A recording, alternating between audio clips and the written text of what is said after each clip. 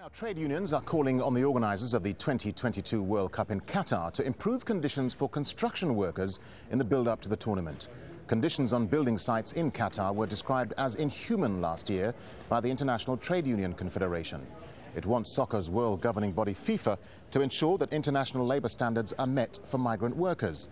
Hassan Al-Tawadi is Qatar 2022's General Secretary. Speaking at Carnegie Mellon University in Doha, he told delegates in response to a question about workers' conditions. He said major sporting events shed a spotlight on conditions in countries. There are labour issues here in the country, but Qatar is committed to reform. We will require that contractors impose a clause to ensure that international labour standards are met. Sport, and football in particular, is a very powerful force. Certainly, we can use it for the benefit of the region. Well, Samir Aita is the editor of Le Monde Diplomatique's Arabic edition. He also wrote a book about illegal Arab workers. He joins me live now from Paris. Samir Aita, how sincere do you think Qatar's pledge to reform is? I mean, are these simply words to placate those critics, or are they genuine attempts to bring Qatar in line with international working standards? I think the event will shed the light on Qatar and on all Gulf countries, because all the reports say that they are not respecting the basic human, social and economic rights. You know, human rights are not only freedom of speech and democracy and the right to demonstrate, but there is a lot of social and economic rights convened by the United Nations and enforced or regulated by the International Labour Organization. If you look at the last reports on Qatar of the inspection of the ILO, they will say that, for example, there is no real work of the inspectors to ensure coming and inspecting the conditions of life of the workers, the conditions of health.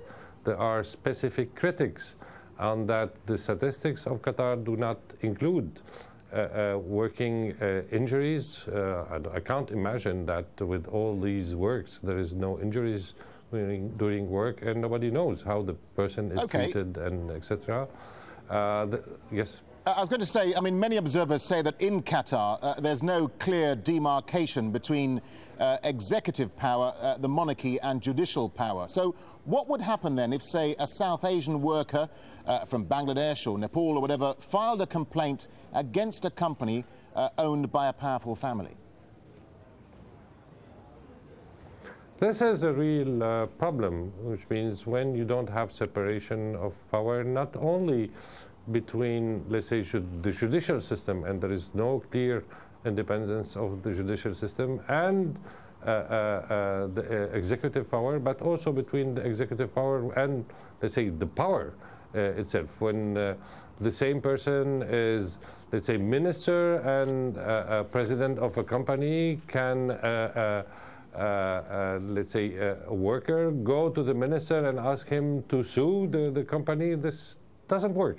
And this is demand a complete change in the mentality in Qatar to restore democratic things. But even without going that far, this occasion of the games could be a good step that Qatari people, that the Qatari authorities get strict and respond point by point to the ILO demands, and there are reports and etc. and criticizing the things very personally, how nobody can sue, and some of the complaints disappear from the files, and nobody knows how to do. It's clear that a Bengali guy is in difficulty, including when he wants to talk with the authorities because of the problem of language. Okay, Samir Aita, thank you for talking to Al Jazeera.